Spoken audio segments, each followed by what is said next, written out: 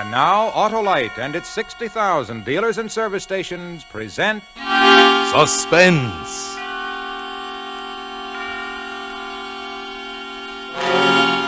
Tonight, Autolite brings you Miss Joan Fontaine in Lovebirds, a suspense play produced and directed by Anton M. Leader. Friends, replace old narrow-gap spark plugs with wide-gap Autolite resistor spark plugs. Your car will idle smoother, give you better performance on leaner gas mixtures, actually save gas dollars. It's the new thing. Yes, sirree, friends, Autolite regular-type spark plugs have long been standard factory equipment on many leading makes of cars and trucks. And now six of these leading makes of cars and trucks have switched to the new Autolite resistor-type spark plugs for factory installation on their new 1949 models. The new Autolite resistor spark plugs are the spark plugs of today and the future. Remember, you're right with Autolite.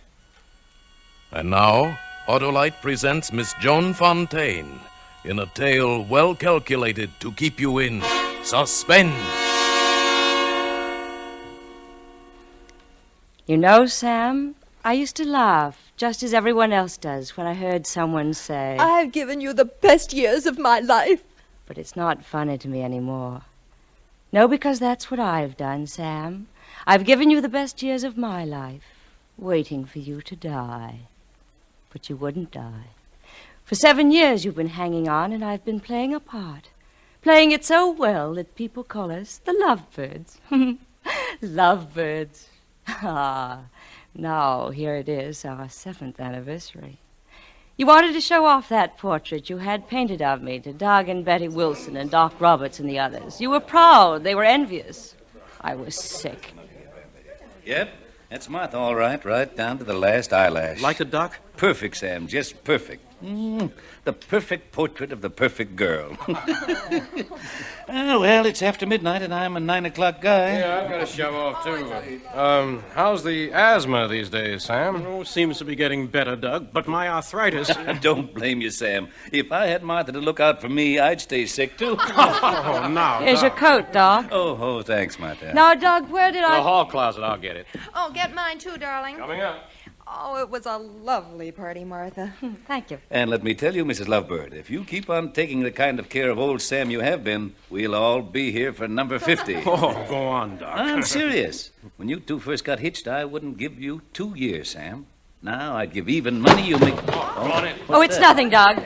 Here, I'll put it away. Darn box fell off the shelf and I reached for my hat. Here, let me put it away. No, Doug, please, it's nothing.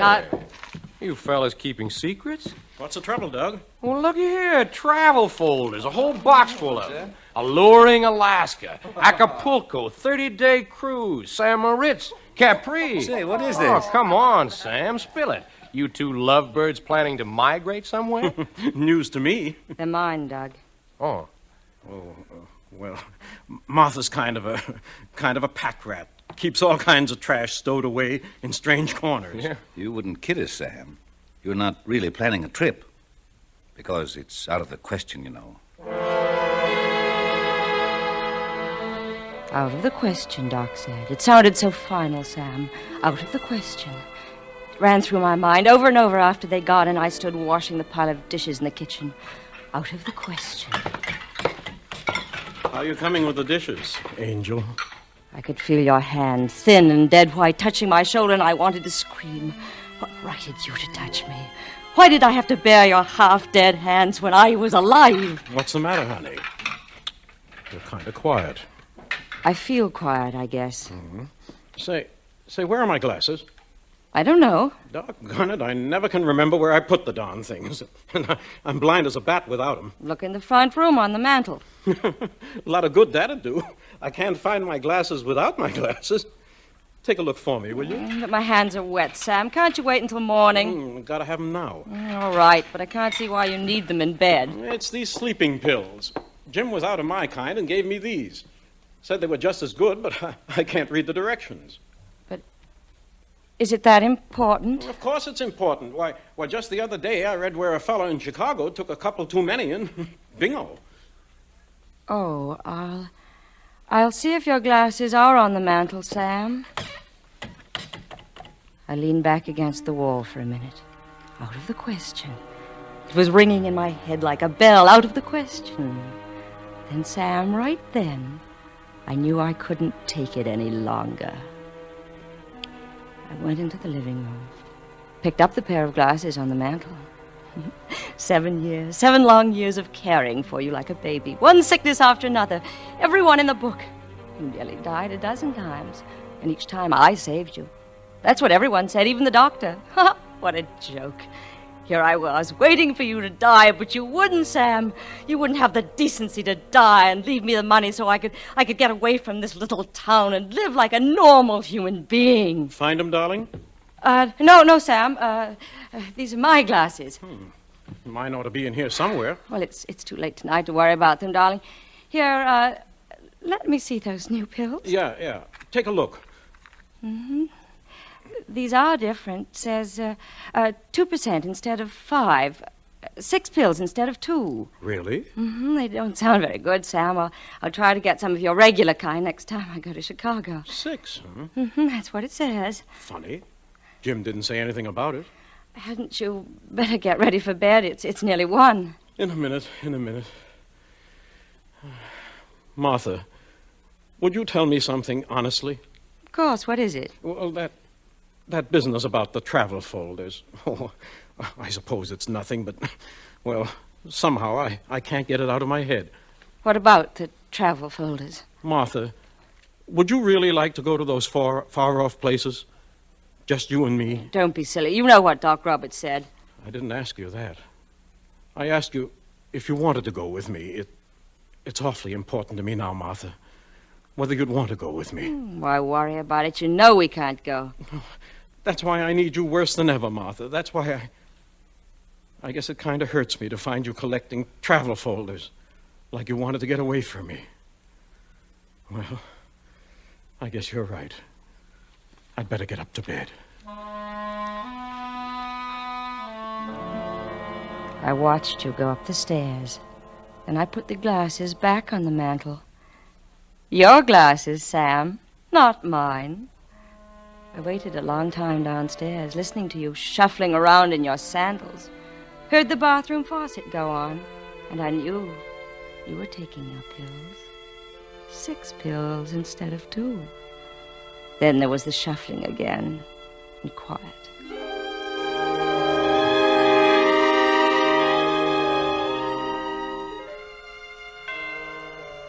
The hall clock struck 1. Then 2. Then I couldn't wait any longer. I went upstairs to your room. Sam? I turned on the light. Sam! Wake up! Sam! Sam, can you hear me? Sam! It's working. It's working!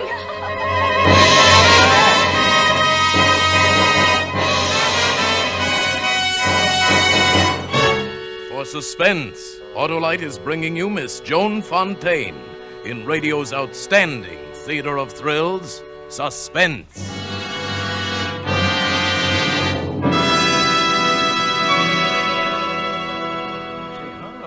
The newspaper says smart men are now wearing pastel-colored shirts for business. Well, now that you mention it, Hap, I have noticed a trend among smart men. Smart men are replacing old narrow-gap spark plugs with wide-gap Autolite resistor spark plugs because they make a car idle smoother, give better performance on leaner gas mixtures, actually save gas dollars.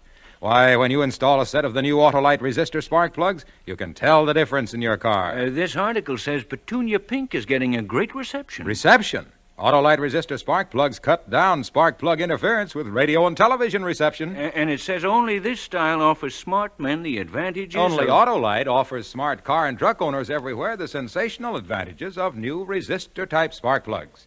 So head for your nearest Autolite dealer and replace old narrow-gap spark plugs with Autolite ignition-engineered resistor spark plugs. Your car will be glad you did.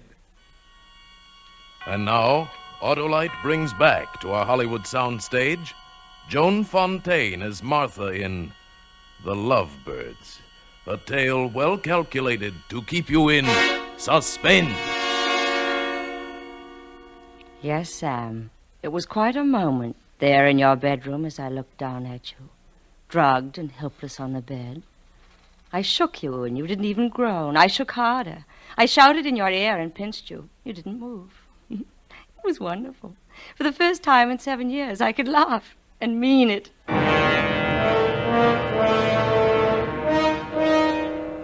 I gave you plenty of time, Sam. You were gone. I couldn't feel your pulse when I called Doc Roberts at 6 in the morning. I waited downstairs for him to break the news to me. Easy now, Martha. Just lean back and rest. Tell me, what is it, Doc? What's wrong with him? He's going to die, isn't he? He's going to leave me alone. Let down now. Just let go. That's it. He wouldn't wake up, Doc. I shook him, but Yes, I know. Is he dead? No.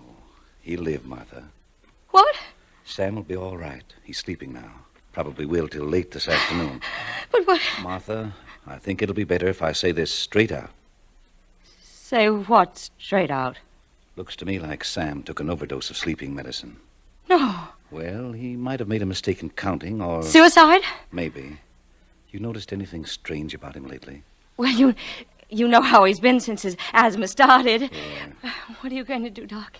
I'm supposed to make a report on these things. You can't do that. What if it got around town? What if it got back to Sam? There's no telling what he... That's true. It still might have been an accident. Oh, we've got to give him the benefit of the doubt. It's a touchy business, though, Martha. He mustn't think that we suspect it.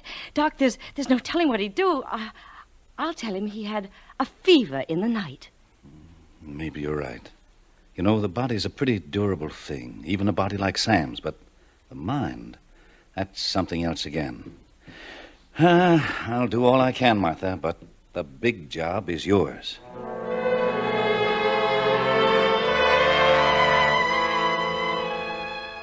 For a second after he left, I thought I was going to faint. I got a drink from the sideboard. Made me feel better. Until I remembered something else. The doctor didn't suspect. But you, Sam, when you read the instructions on that box of pills...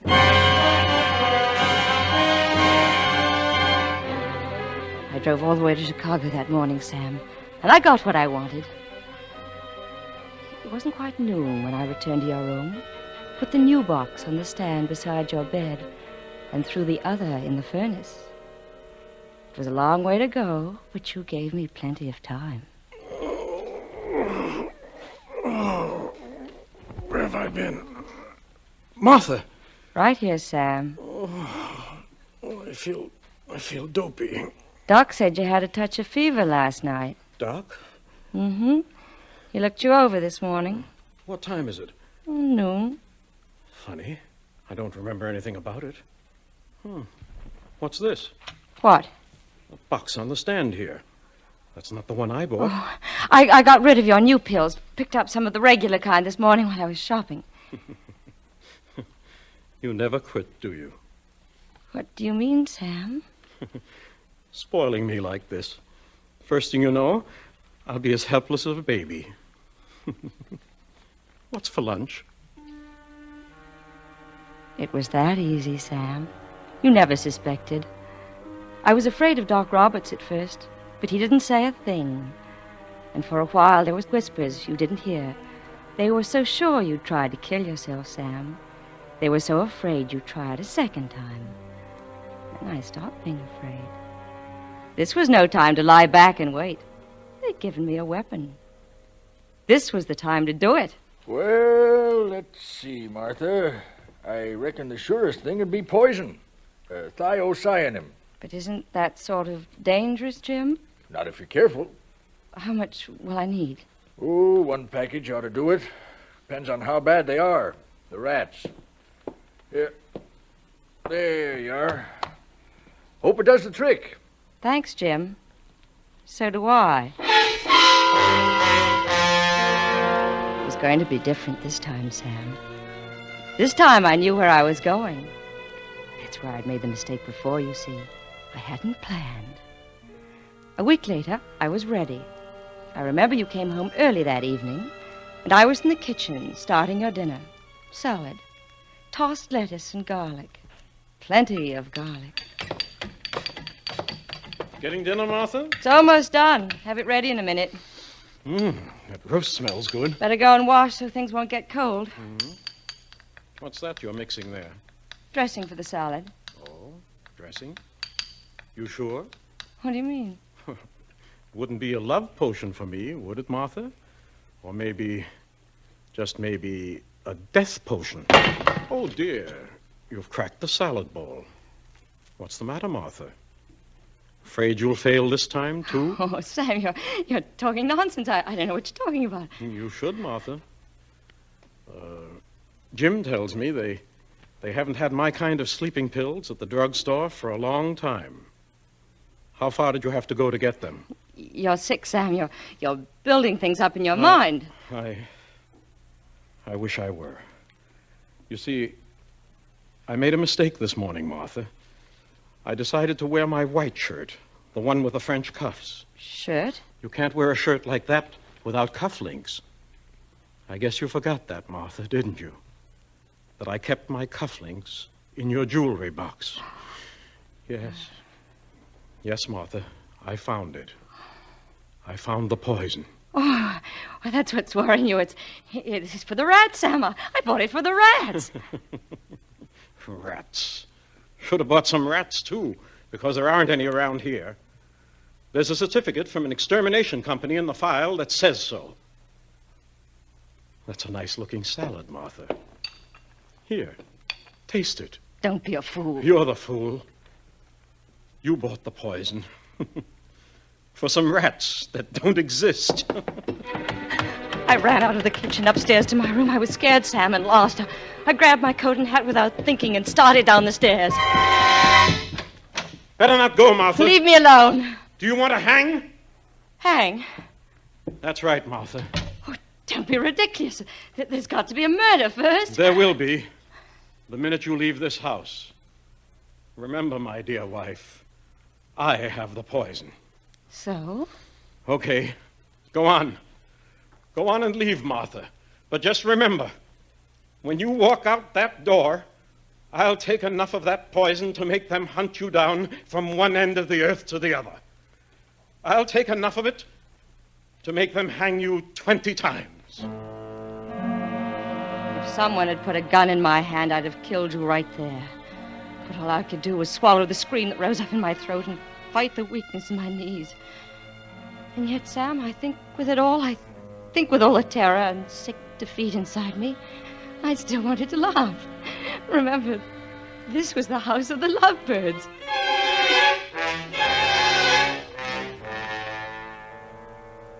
That night I lay in bed, twisting and turning, waiting for you to go to sleep.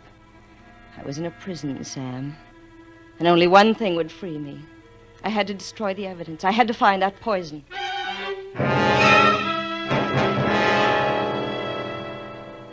At 1 o'clock, I walked across to your door, opened it quietly, listened. You were asleep. Your clothes were draped over a chair next to the bed. I went through them first, into the closet and your other things, and then the dresser. It had to be somewhere. I tried to put myself in your place. Where would I have hidden it? Your snoring seemed to grow louder, pounding in my eardrums. I think it was then that I felt the paperweight on the nightstand. And for a moment I thought if I stopped that snoring, everything would be all right. I held it above your head, ready to smash and smash again and again. Why don't you strike, dear? No. You know better than to kill me, don't you? That'd be silly, Martha. Stupid, too. Where did you put that poison? In a good, safe place. You're wasting your time, you know. You'll never find it. I plan to use it myself in my own good time. What do you mean? You'll find it one of these days when the mood strikes me. Sam! Why not? Remember, you bought the poison, and they'll figure you got caught in your own trap. Maybe got hold of a cup of coffee or a cheese sandwich or something you'd fixed for me by mistake. Better get back to bed now. Get some rest. You've got a trying day ahead of you.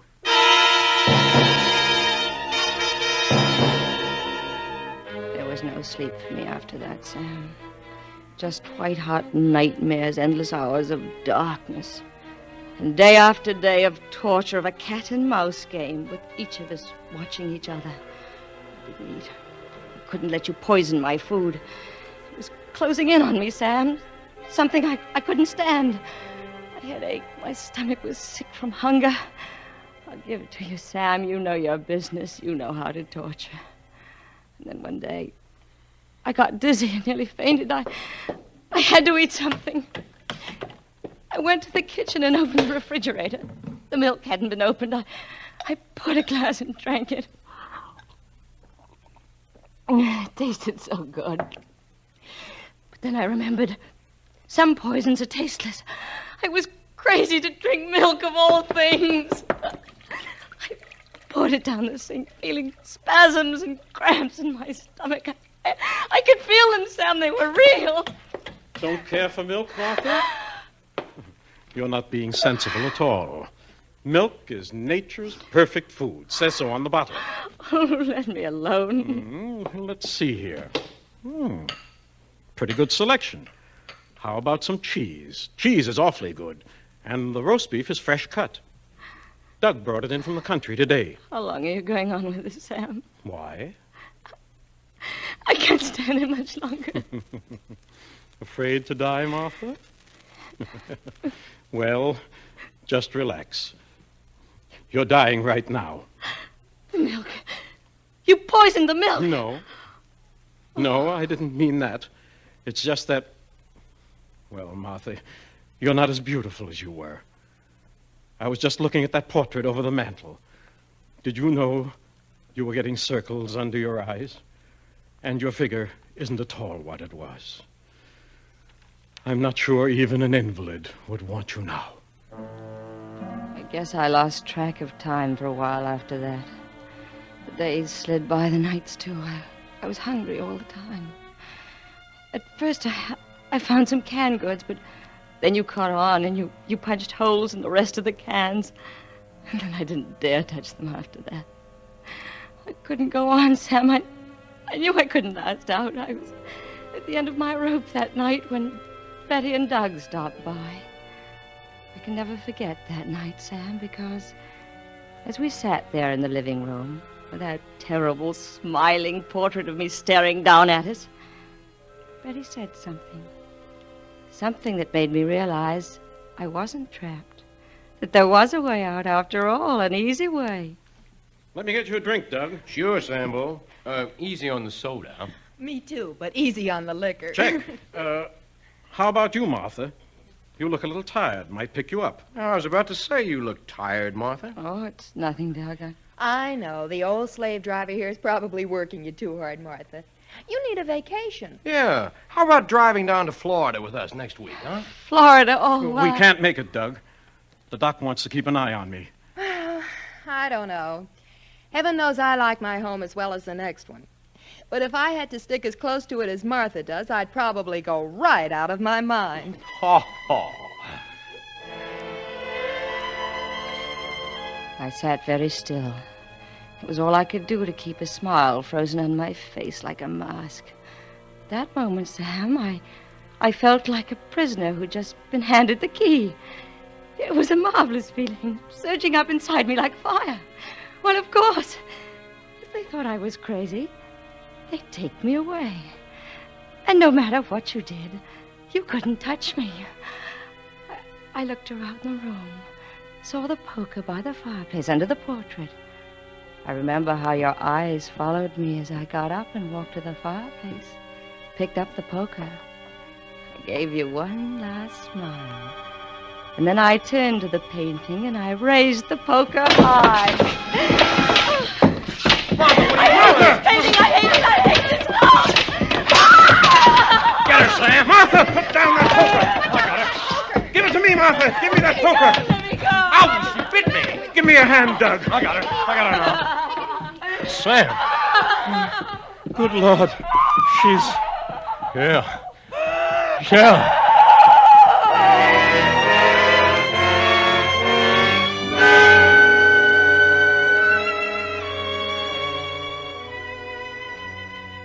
I like it here at the home, Sam.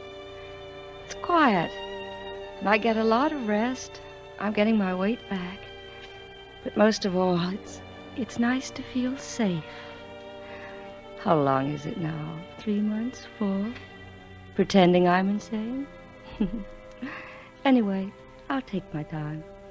Think it through very carefully.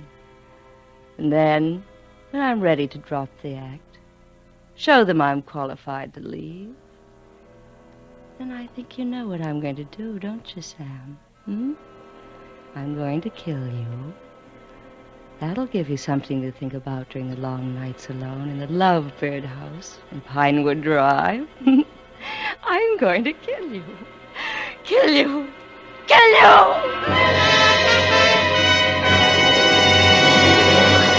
Here, cool down. Yeah, I got her. Okay. Ease her down on the cot. Shall I get the jacket? No, she'll be all right. Gets like that once in a while. Too bad. Nice-looking woman. Goes off like that every once in a while. Sure makes enough noise. Yeah, it gets a little wild sometimes. Used to be a guy come to see her, little fella. I can remember he used to get down on his knees there beside her and say something like, Martha, I didn't have it honest, darling. Yeah, that's it. Then he'd say, I threw it away as soon as I found it in your jewelry box. He'd say it over and over like he thought it'd bring her out of it. Then he'd just stand there and cry like his heart was broke. Sure must have loved her an awful lot. But he was like the rest of them. After a while, he stopped coming. I don't suppose he's been back now for 10 or 11 years.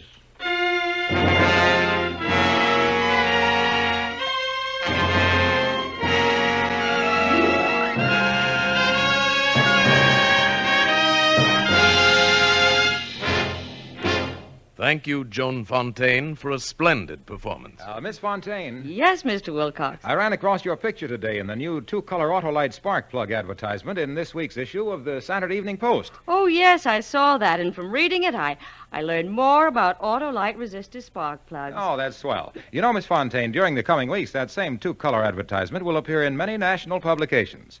Autolite wants to make sure that car owners everywhere replace old narrow-gap spark plugs with sensational new wide-gap Autolite resistor spark plugs. They're made by Autolite men who make over 400 products for cars, trucks, airplanes, and boats in 28 Autolite plants from coast to coast. Yes, sirree, Autolite also makes complete electrical systems for many makes of America's finest cars. Batteries, spark plugs, generators, starting motors, coils, distributors. All ignition engineered to fit together perfectly, work together perfectly, because they're a perfect team. So, folks, don't accept electrical parts that are supposed to be as good. Ask for and insist on Autolite, original factory parts at your neighborhood service station, car dealer, garage, or repair shop. Remember, you're always right with Autolite.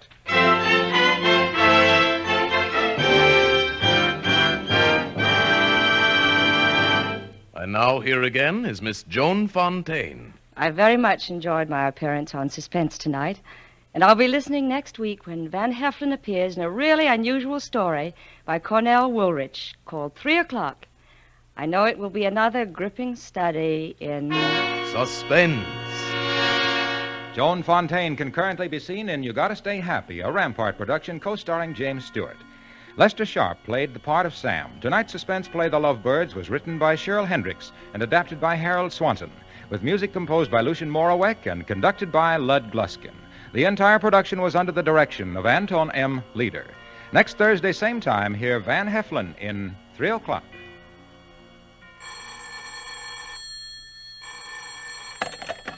You can buy Autolite electrical parts, Autolite resistor spark plugs, Autolite stay-full batteries at your neighborhood Autolite dealer.